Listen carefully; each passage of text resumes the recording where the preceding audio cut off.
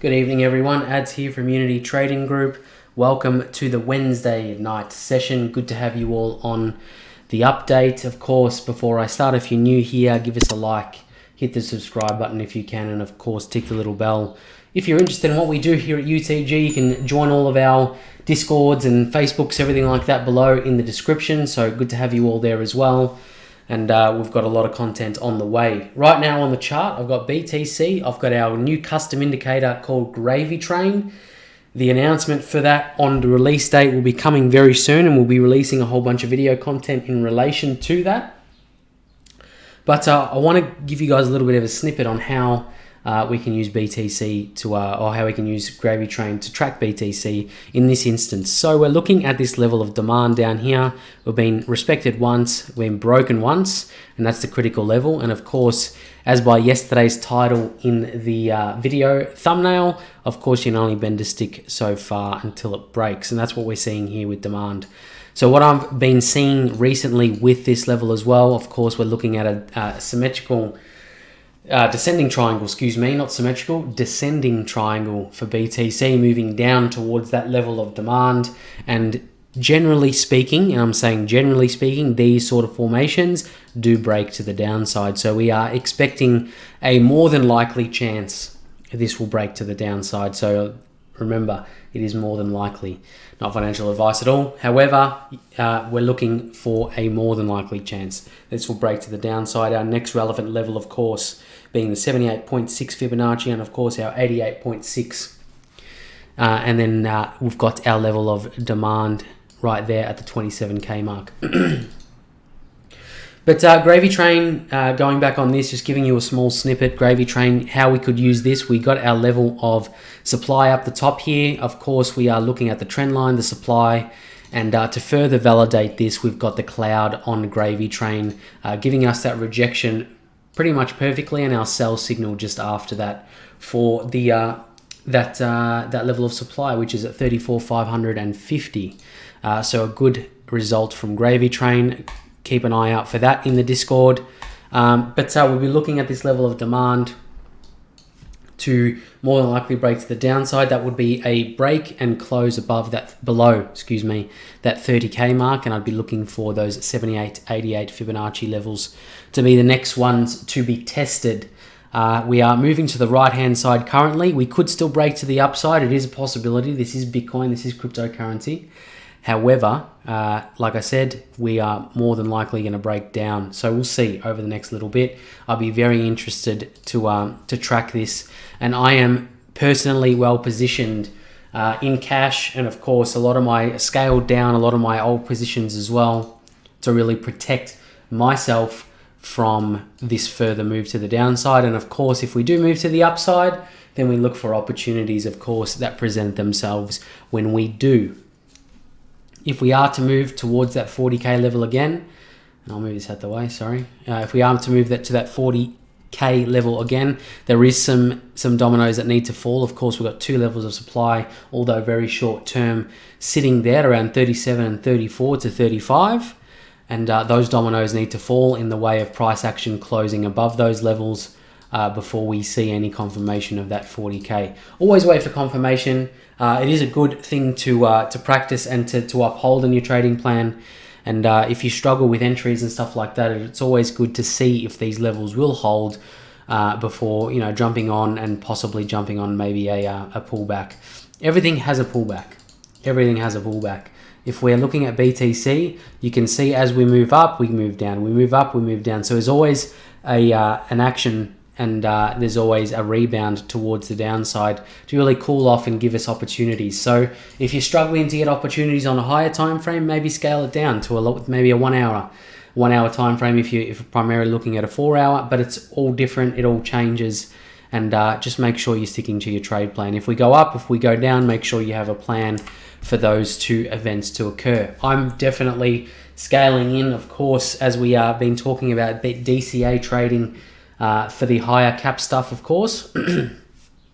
So as the price does move down towards our levels of demand, I'll be looking at scaling in positions for that, whether it be BTC, Ethereum, LTC, XRP, whatever it is. If I'm looking at a high cap altcoin or high cap BTC, Ethereum, like I said, I'd be always looking to scale in for a longer term position on further downtrend. And of course,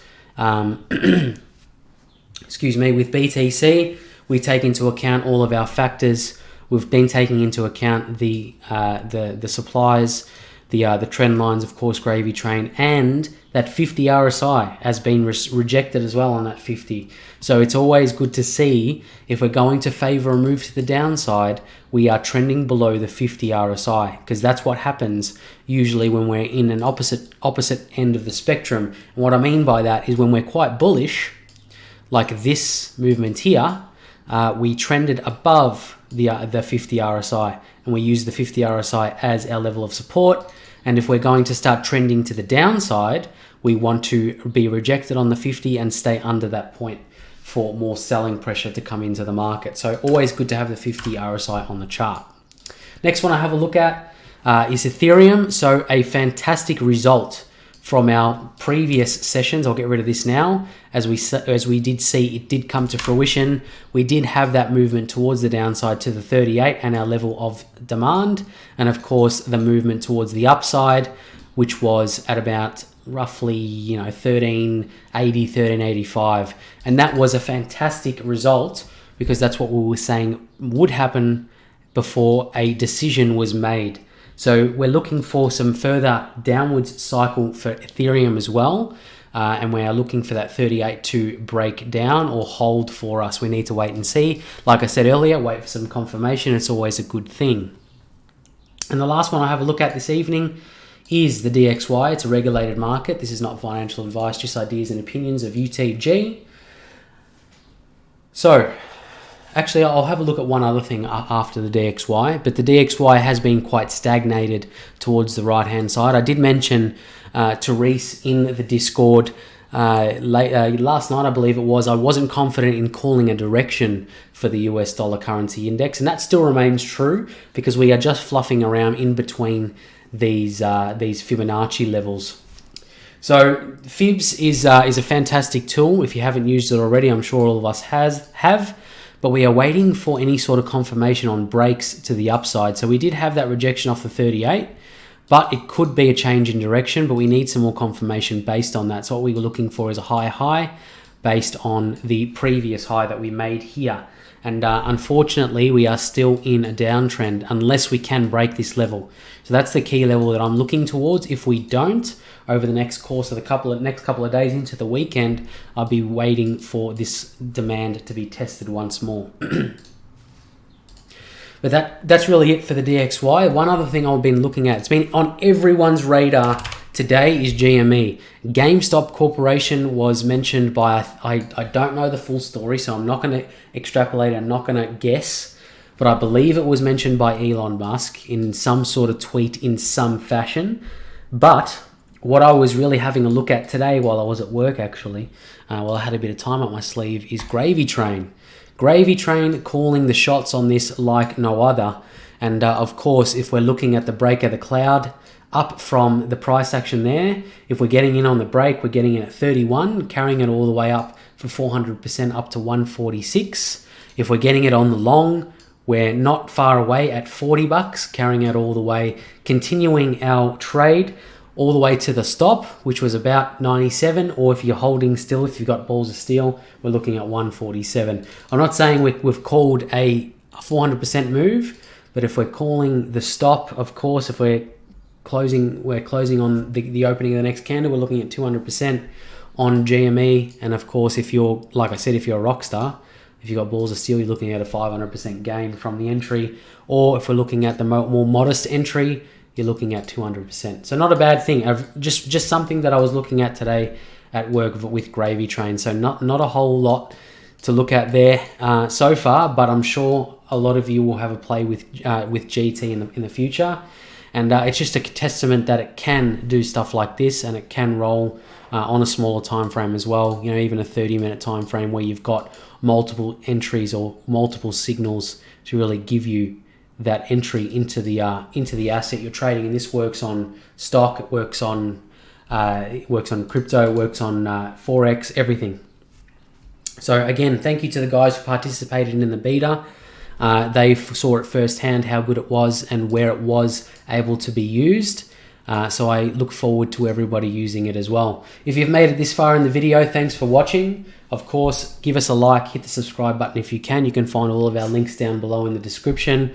I'm Ads from UTG, and I'll see you in the Discord. Bye for now.